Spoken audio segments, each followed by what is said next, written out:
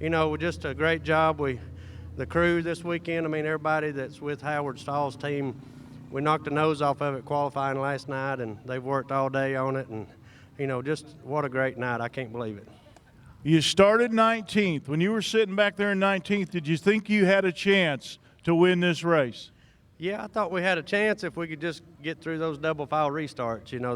That's the hardest part, especially down here in turn 3 and 4 with all that mud, and then when the green car got in there, and that made it even worse for a lap or two. But, we had a little bit of luck go our way too. Ivan was running good, and, I felt like our car was good. I think me and him both on the same tires, but, it was just a great night for us. Just can't be happy enough.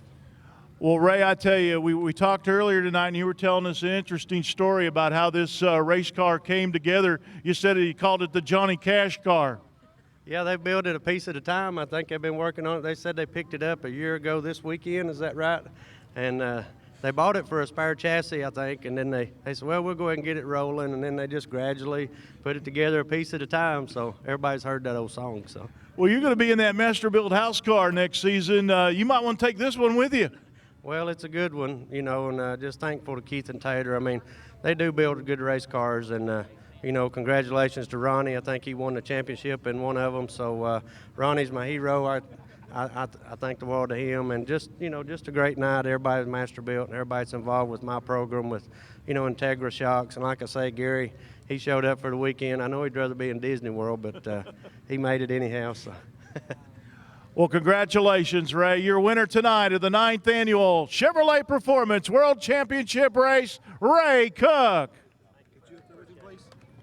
Second spot tonight, another good run for the 2013 Rush Series late model champion. How about a nice round of applause for your second place finisher from Cranberry, Pennsylvania, Mike Pegher Jr.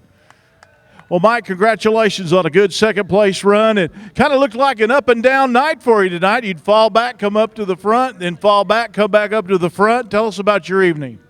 Them guys were racing real hard up front. I knew it was 100 laps. We kept getting caution after caution. I was just trying to pace myself. Once we hit a couple good green laps, I decided like lap 40 or something we had to start doing something, and the car definitely kept getting better as the night went on. Well, Mike, I tell you, the good way to end the season, celebrating that Rush Series championship, and then coming down here with the NeSmith Series and some good competition down here as well. Yeah, it's always fun coming down south and, racing with different people at a different track. But, we always have a good time doing it. But I got to thank Bobby Lake, BLM Motorsports. He gave me the opportunity to do this ride this weekend. And, if it wasn't for him, we wouldn't be able down here to do this. So I guess we'll see you back here for the Winter Nationals, the end of January, February 1st? Yeah, we'll be back down here for that. All right. Watch for him in the Winter Nationals. Your second-place finisher tonight, Mike Pegher Jr. Well, Bubba Raceway Park fans, here's one of your own that has capped off a successful 2013 season. I know he'd rather be about 2 cars up there in victory lane, but we want to introduce him because he is the 2013 NeSmith Chevrolet Dirt Late Model Series Rookie of the Year, finishing second in points out of Brandon, Florida, Kyle Bronson. Well, Kyle, not a bad night. You salvaged a third-place finish after cutting down a tire, had to go to the back early in the race, come back up through a lot of traffic, worked your way back up into that second spot, and came home in third. Yeah, we had a pretty good race car. I wish we had a little time back there when we was changing the tire to get it freed up a little bit. I didn't believe there was this much traction here in the racetrack, and we was just kind of way too tight. We couldn't really rotate the way we'd want to, but, I just can't thank my guys enough for coming here and helping me. If it wasn't for them, I wouldn't be here. I'd also like to thank Wayne and Charlene Hammond for giving me this ride. I can't do it without them guys. Well, I know that Wayne Hammond's got to be pretty proud of you. I've seen him through the years racing on the racetracks here in Florida and through the Midwest. And you had the track here. You like this racetrack. It's kind of your home track. But then you decided to hit the road this year. What is the biggest memory that you're going to take out of the 2013 season through all the tracks that you've traveled to this year? Man, Batesville, I love that place. It's one of my favorite racetracks. Why not? Meridian, Mississippi, that's one of my favorite places. I learned went to a lot of good racetracks.